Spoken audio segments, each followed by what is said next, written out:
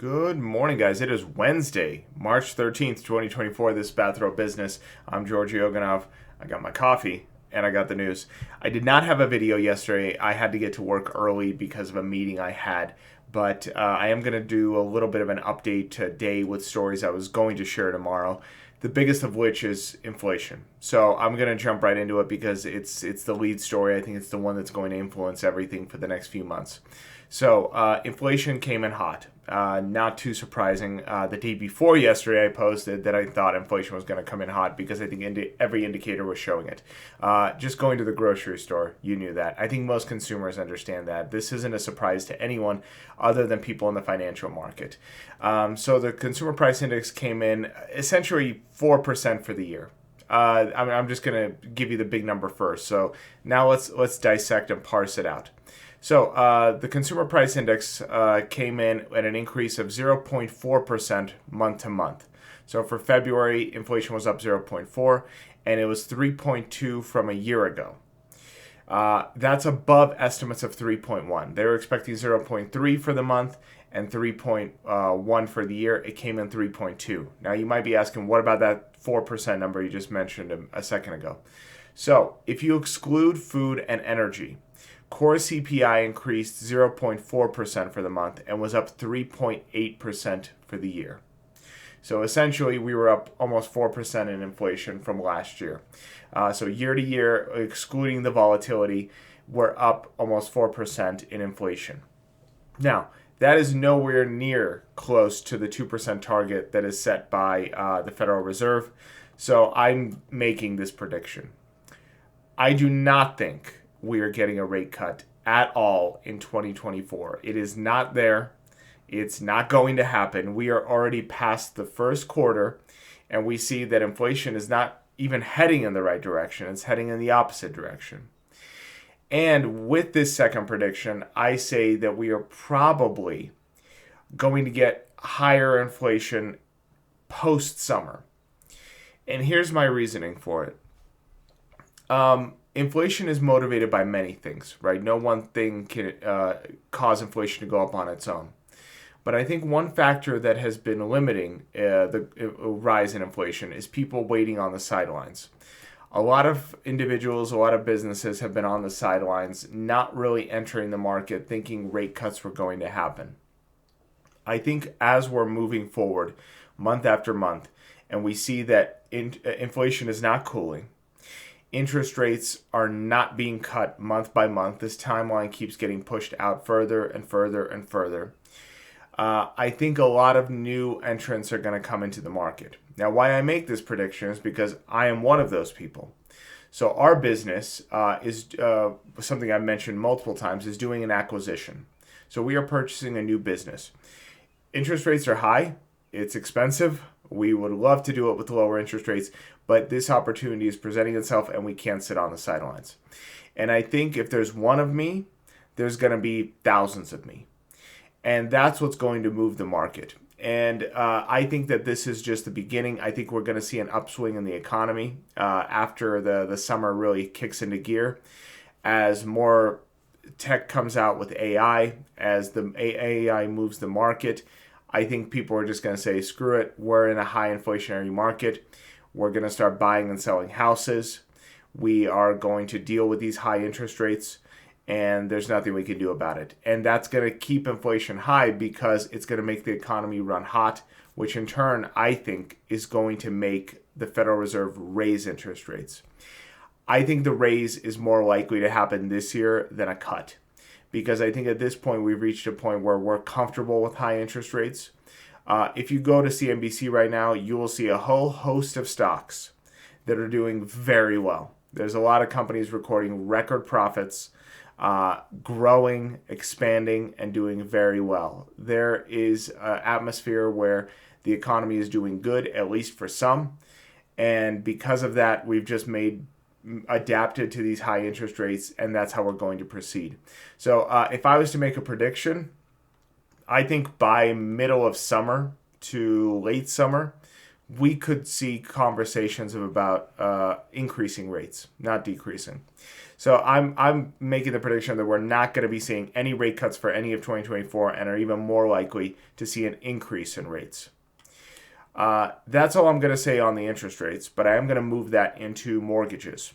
So weekly mortgage demand has jumped about 7% from the previous week, and interest rates for mortgages have decreased back down below 6.8%. So why this is important is the following. Interest rates jumped above 7% again a few months ago when we had that first CPI report where inflation came in really hot and people started to panic thinking, oh no, we're not getting a rate cut in March. Today, we had a similar scenario where we had inflation coming hot, but interest rates actually dropped because people are realizing, yeah, we're not getting interest rates anytime soon. It's not happening in March. It's not happening in April. It's definitely not happening in June. And because of that, the mortgages just don't seem to care anymore. They're saying, the market is essentially saying, yeah, we know the rate cuts aren't coming. Yeah, we know inflation is high, but it is what it is, and we're just going to move forward.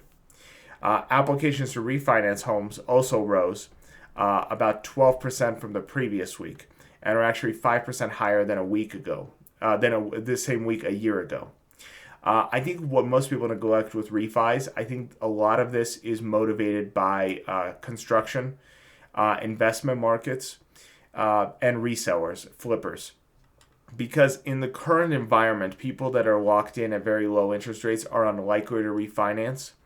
But people that are buying homes, flipping them, investors that are doing the same, they're the ones that are taking advantage of refis. They're purchasing, refining, and then taking that money and moving out into other investments. So I treat this refi number, I weigh that heavily as an investment number more than I weigh it as an individual purchasing an asset. And the fact that it's up 12% shows you that the market in building, construction, and housing investment is up right now. Now, I am going to get to a couple other stories I didn't mention yesterday, a couple ones that are interesting. Oracle shares were up about 13%. China is launching another electric car company, so Xiaomi, which if you've watched this channel, you know that it's one of the major phone carriers, phone manufacturers in China that directly competes with Apple, that has done very well against Apple. They're actually launching a car company. We'll see how well that works out for them. It's supposed to launch on March 28th, so that day is coming around very soon.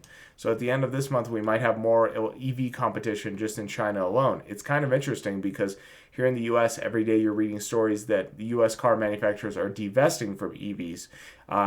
Tesla is being downgraded. But in China, they're fully invested in it and pushing forward very aggressively. This is also, I think, because of trade, because their trade with Russia, Brazil, and Iran is growing by the day. That BRICS group is growing and expanding at exponential rates.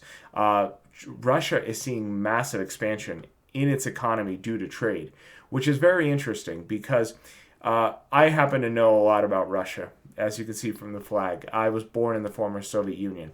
Russia has always been very reluctant to open to the West, even post-Soviet fall. But they are embracing trade right now in a way they never have before. And it's ironic that it's with China, a country that, despite all things, they've always had a very tense relationship with. Even though they were both communist countries, let's not forget that Nixon used China as a chess piece, essentially, against the Soviet Union because relations were so bad. Stalin and Mao hated each other. Every subsequent general secretary and president of the CCP hated each other. So it's always been a very tenuous relationship that now is actually becoming much more friendly than it's ever been in its entire history. It's kind of ironic that when both of these countries had a political system that should have been, hand in glove and have amazing relations, especially since they share a continent, were always at odds with each other. Now, in a free trade environment, are actually growing and thriving very well. And that's a relationship that is likely to continue to grow. The next story is Apple is finally yielding to EU regulations. So Apple will now allow apps to be downloaded from the web and not from the App Store because they're facing so many fines from the new Digital Markets Act in Europe. I reported on that last week, and it seems like Apple is finally yielding. I think this is fantastic news. It's terrible news for Apple because they're already facing a ton of market pressure, declining sales. Their stupid car company, which I didn't even know was a thing. I mean, I remember hearing about it like a decade ago, but that's always just been kind of a rumor. I didn't know that there was actual funds behind it. And so when that got scrapped, their market price fell, and then now they're also facing scrutiny with EU regulations. And last story I'm going to talk about is another EU regulation in regards to AI. So this is a bit controversial. The EU has passed its first regulation. It's actually the first, I guess, group of countries, because I wouldn't call the EU a country, to pass AI regulation. This AI regulation is going to essentially classify AI into risk categories of incredibly risky and therefore it's banned, to low risk and it's allowed. I still don't know how I feel about this because I think it needs a little bit more time to marinate, and I think we need to see how the markets react. I am always a little bit reluctant with just broad stroke regulation, especially when it's being passed so heavily top down, because usually more than anything else, all it does is help the big guys and screw the little guys. A lot of these regulations, that's the libertarian in me, will actually create a worse environment than a better one, because all it does is it limits the amount of companies that can be in AI, and it creates monopolies. At the same time, I don't think it protects individual consumers. I think it protects big business, because who writes these regulations is people in the industry, and the people in the industry are usually big tech. So I think a lot of this regulation often limits new entrants to come in to disrupt the market, and all it does is establish monopolies where the big guys can control everything. I would much rather see AI Bill of Rights. I think this is something we've forgotten about with lawmaking, is granting rights to individuals and not trying to regulate companies. If we had a set of AI regulations that all it did was grant individuals rights to their data, rights to their likeness, rights with how they're being tracked online, that would be the best regulation possible. It's not heavy-handed. You don't need actually a lot of administration for it, because all you do is say, you as an individual have the right to this. And if your rights are violated, then you can then bring suit against it, or petition the state, or do a whole host of other things. I think a digital Bill of Rights would be much more effective than passing heavy-handed regulations where you need departments, you need cost, you need additional spending, and all you do is just limit the number of new entrants that can come in. I know a lot of people say, well, Bill of Rights limits governments and not corporations. Sure, but who says that it can't? If you just pass rights for an individual that would be unlimited in regards to both government infringement and big business infringement, that's all you would have to do. Also, I think it just saying that, it doesn't protect against big business, it protects against government, neglects the fact that it creates an industry standard. What I mean by that is, for example, in the United States, we have the presumption of free speech. I'll say as a presumption. We have the presumption of free speech. Every time there's an issue with Facebook, Twitter, Instagram, the first question that is always raised is, this is a violation of free speech, right? Because we just take it as a tenet that your free speech is not limited, regardless to the fact that free speech is actually only not to be infringed by government. That's the whole point of the Bill of Rights, was against government, because big business didn't really exist. What the biggest business was a tea company that was traveling from India to England. They didn't have to deal with big tech back then. But what they did have to deal with was government infringement. And so they created a Bill of Rights that would prevent the government from infringing on your right to do X. But that idea perforated the culture, so that even when big business does something, we have the presumption of, wait a minute, that's a violation of my individual rights. And for one way or another, business has to adapt to that public sentiment.